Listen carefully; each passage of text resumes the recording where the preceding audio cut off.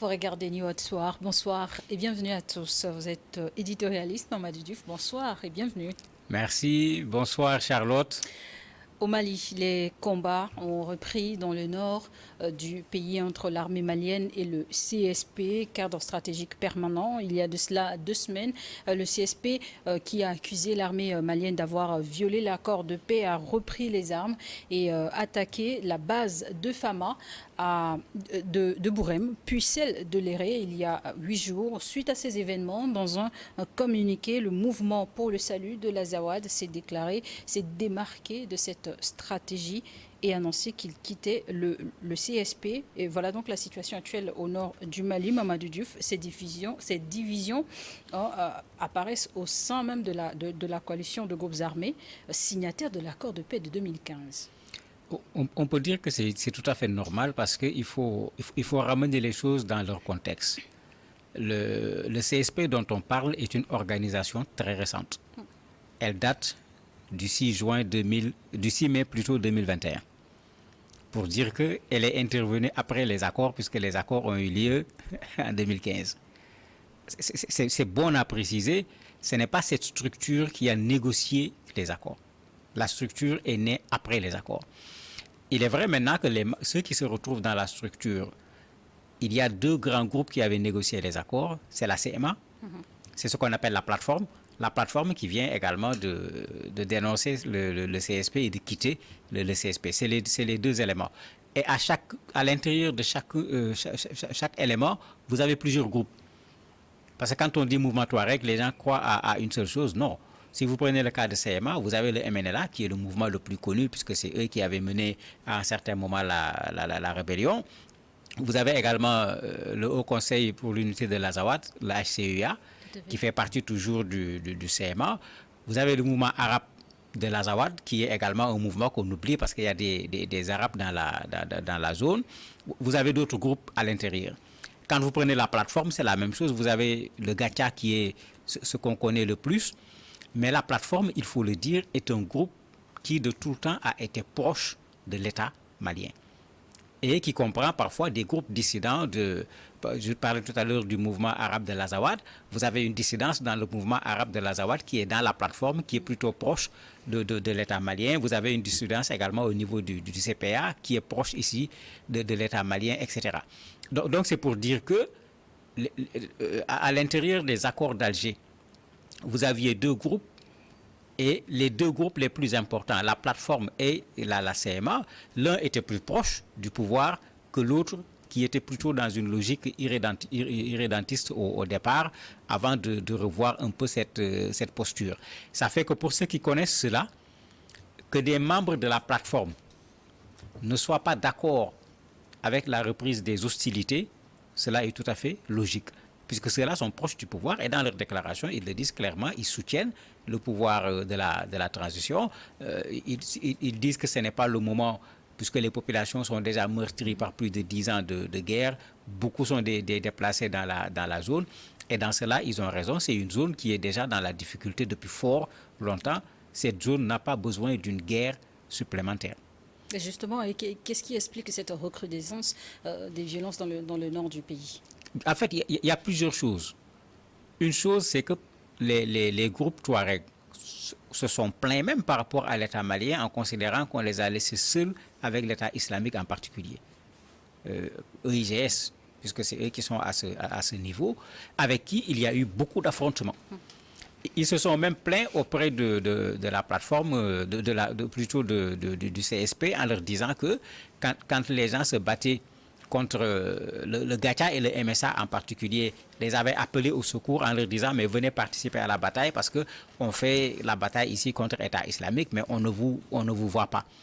Il n'y avait pas eu la réaction souhaitée. De la même manière, il y a eu des moments où l'État islamique avait fait des meurtres comme ils savent le faire. Il y avait eu beaucoup de morts. En ce moment, la CSP s'était même plaint en disant pourquoi, quand il y a des morts dans ces zones, on ne fait pas de journée de deuil, alors que de l'autre côté, quand il y en a, on fait des journées de deuil, pour dire que la violence n'est pas récente. La particularité actuelle, c'est que vous avez les groupes armés terroristes qui reprennent du poil de la bête avec le retrait de la MINUSMA qui attaquent. Mais vous avez également cette guerre qui a repris, puisque c'est comme ça qu'il faut l'appeler, entre l'armée malienne et aujourd'hui, il faut dire certains groupes Touareg, puisque certains se sont désolidarisés, mais ça fait que la zone, l'insécurité est devenue encore beaucoup plus importante, alors que cette zone a de façon traditionnelle été de tout temps une zone d'insécurité, y compris à cause des bandits de grands chemins, avant qu'on ne parle de mouvements Touareg et de groupes armés terroristes. Vous l'avez si bien expliqué, la plateforme et la CMA ont signé en 2015 avec le gouvernement l'accord de paix dit d'Alger. Ils ont formé ensuite en 2021 le cadre stratégique permanent censé manifester leur réconciliation et favoriser la mise en œuvre de l'accord de paix. Cependant, avec la reprise des hostilités, est-ce que cet accord est moribond? Ben, qu'est-ce qu'on va dire maintenant de l'accord de paix? Parce que dans leur déclaration, la plateforme réitère son adhésion à l'accord de paix. Il faut rappeler que l'accord de paix comprend quelques points fondamentaux simplement. Le premier, c'est le caractère politique. Dans ce caractère politique, ce que les groupes Touareg avaient réclamé, c'est qu'il y ait une décentralisation de façon extrêmement forte. Eux-mêmes, ils avaient parlé carrément de régionalisation. Bon, la régionalisation a créé problème parce que pour eux, la régionalisation, on devait avoir un gouverneur au niveau du nord et ce gouverneur devait être élu de façon locale pour qu'on ait cette décentralisation soutenue, puisque c'est l'expression soutenue qu'ils avaient utilisée au niveau des textes, alors que la Constitution n'a pas dit cela, raison pour laquelle ils avaient refusé ensemble, à l'époque, le référendum pour le vote de la Constitution. Il y avait un aspect économique où ils considéraient que la zone a été abandonnée. Il faut que le Mali ait un programme spécial sur le plan économique en termes de projet pour cette zone. Bon, ça faisait partie d'un élément important de l'accord. Il y avait la question sécuritaire et défense qui était compliquée parce qu'ils demandaient à ce que certains parmi les membres de ces groupes soient intégrés au niveau de l'armée malienne. En fait, ils parlaient même de l'armée réunifiée, puisqu'ils parlaient de remettre en place une armée reconstituée pour que ces gens-là soient dedans. Il y a le dernier élément que l'on voit tout le temps après quand on a un mouvement de rébellion, ce qu'on appelle DDR, désarmement et surtout la réinsertion. Mais tous ces éléments, ils n'ont pas pu le réussir. Et c'est ça qui avait amené ces mouvements, dont certains n'ont pas participé aux accords d'Alger, à un certain moment, faisant face plus aux groupes armés terroristes qu'à l'État malien à l'époque, en 2021, à se mettre ensemble pour pouvoir combattre ces groupes armés terroristes. Mais aujourd'hui, ces groupes se trouvent entre deux fronts. Ceux qui affrontent l'État malien, mais en même temps, ils se trouvent également dans le front contre l'État islamique, ce que les autres ont considéré comme n'étant pas logique. Il faut plutôt persister avec les accords d'Alger. Mais c'est clair que c'est CMA et la plateforme qui étaient les deux parties les plus importantes. La plateforme quitte le groupe stratégique, CMA reste à l'intérieur, mais c'est clair que même ceux qui étaient les acteurs des accords sont en train de s'en aller. Autre élément, il y a l'Algérie qui avait joué un rôle important au niveau de ces accords, mais les gens l'oublient, la MINUSMA était là, la CEDEAO était là, l'Union africaine, l'Union européenne, les États-Unis, la France.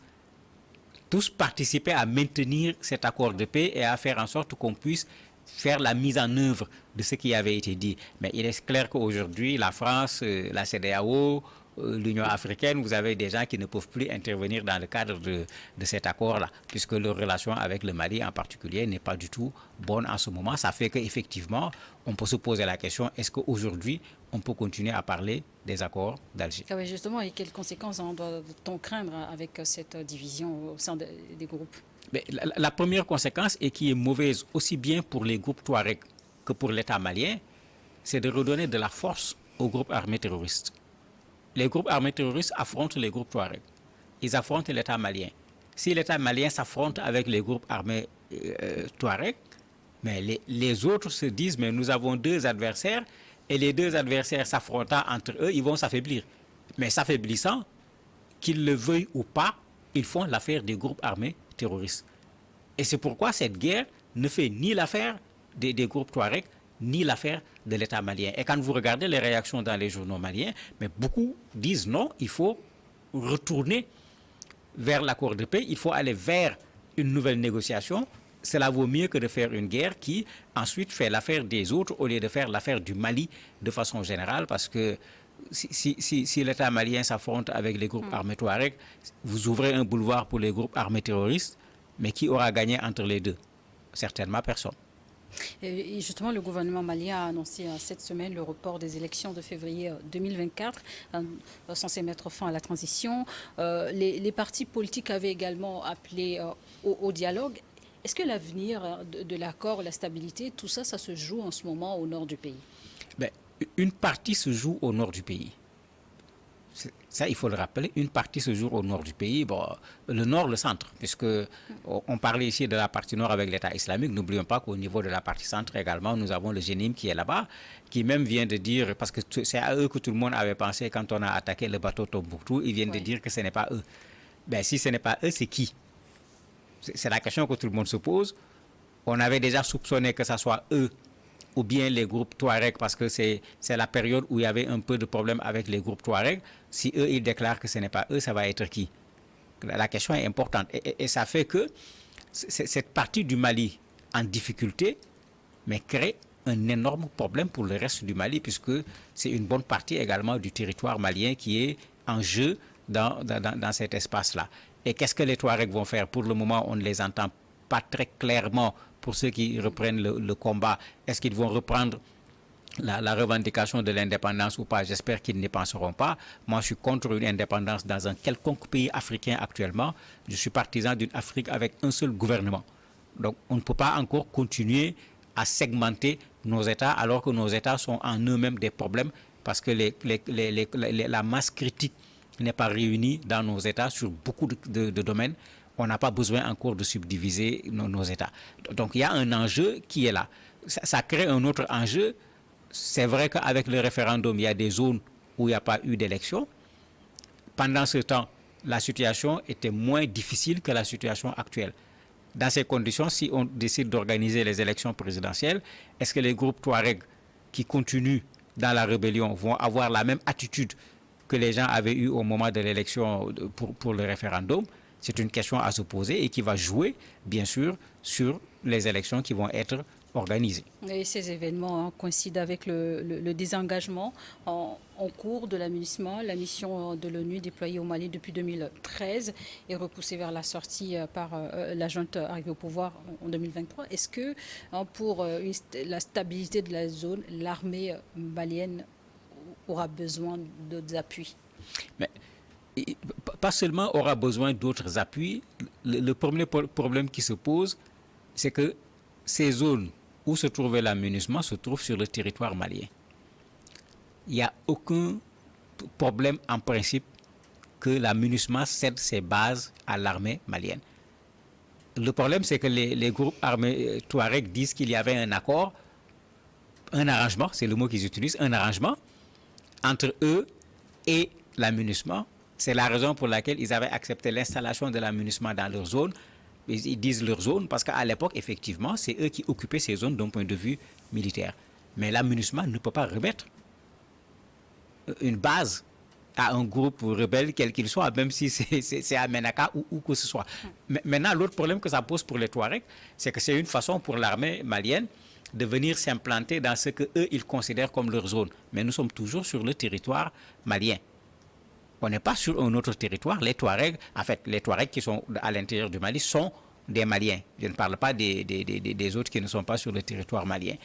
Maintenant, cet enjeu stratégique-là fait partie de ce qui a déclenché cette guerre, puisque l'armée malienne a dit non, les bases vont revenir à l'armée malienne. Certains, au niveau des groupes Touaregs, ont dit qu'il n'est pas question qu'on remette les bases à l'armée malienne. Une des raisons qui a précipité les affrontements, c'est cela, parce que ça crée effectivement un enjeu, puisque l'armée malienne n'était pas très installée dans ces parties à cause de ce que tout le monde sait. Mais il est nécessaire pour l'armée de reprendre le contrôle. C'est pourquoi j'ai dit on est au Mali. Cette base de la MINUSMA, on dit MINUSMA. Le Ma là, c'est Mali. Donc, si la MINUSMA c'est le Mali, il est normal que la MINUSMA cède sa base au Mali. Et le Mali est officiellement représenté par qui? Mais c'est par les officiels du Mali, pas par les groupes armés. Maintenant, je le disais tout à l'heure quand on parlait des accords, la MINUSMA avait joué un rôle dans la pacification. La MINUSMA avait joué un rôle dans la facilitation de la mise en œuvre. La MINUSMA a joué un rôle quand il y a eu des difficultés, quand l'ancien Premier ministre Mara est allé là-bas un peu avec force pour dire que ça fait partie du Mali, mais quand ça a chauffé, il s'est caché dans les bases de la MINUSMA, etc., pour dire qu'effectivement, le départ de la MINUSMA a créé une situation difficile parce que tout n'avait pas été réglé avec les accords d'Alger. Il devait y avoir comment on les appelle encore, des groupes mixtes qui devaient se charger de la sécurité au niveau de la zone avec l'armée malienne, avec les groupes armés Touareg. Ça avait commencé. La démobilisation, la réinsertion, ce n'est pas allé loin. La reconstitution de l'armée, ce n'est pas allé loin. Mais ça fait qu'actuellement, ça pose un sérieux problème puisque quelle est la base à partir de laquelle les gens vont se retrouver? C'est peut-être l'Algérie qui pourra à nouveau ouvrir une porte de solution pour le Mali. Et on l'espère. Merci beaucoup, Mamadou Diouf, d'avoir accepté de répondre à nos questions. Merci à vous également de nous avoir suivis. On marque une courte pause pour la suite avec le plateau de l'invité.